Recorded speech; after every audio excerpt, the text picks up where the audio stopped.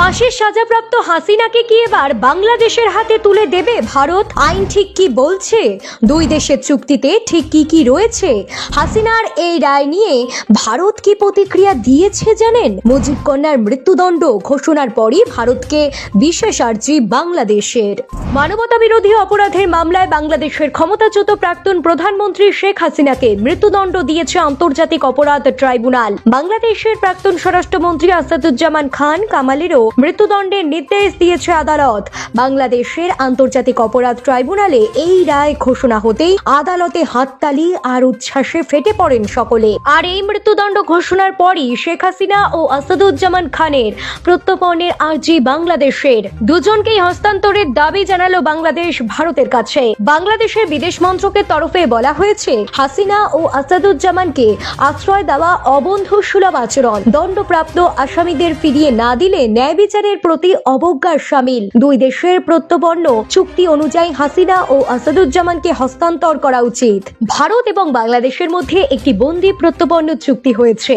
এই চুক্তি অনুযায়ী আদালতের রায়ে প্রত্যর্পণ করানোর মতো অপরাধ করে থাকলে সংশ্লিষ্ট ব্যক্তিকে এক দেশ অপর দেশের হাতে তুলে দেবে।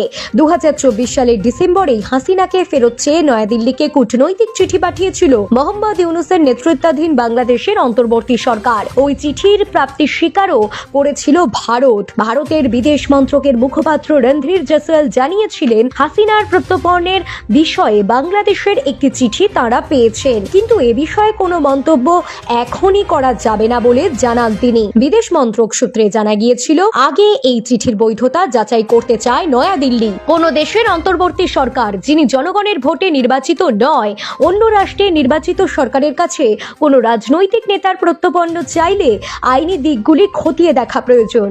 এই প্রেক্ষাপটে বাংলাদেশের ক্রাইম ট্রাইব্যুনালের নির্দেশ নিয়ে প্রতিক্রিয়া দিল্লির। ভারতের বিদেশ মন্ত্রকের মুখপাত্র রণধীর জয়সওয়াল এক্সে পোস্ট করেছেন। সেই বিবৃতিতে লেখা, ঘনিষ্ঠ প্রতিবেশী হিসেবে বাংলাদেশের স্বার্থে দায়বদ্ধ ভারত। ভারত চায় বাংলাদেশের গণতন্ত্র, শান্তি, স্থিতাবস্থা বজায় থাকুক। বাংলাদেশে স্থিতাবস্থা বজায় রাখতে গঠনমূলক ভূমিকা ভারতের।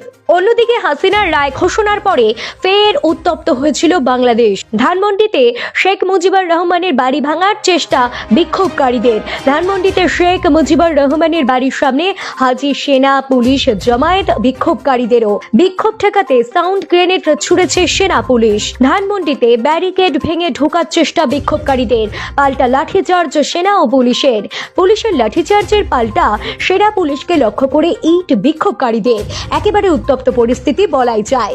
এদিকে রায় ঘোষণার পর মুজিব কন্যা বলেন, গণতান্ত্রিক প্রক্রিয়া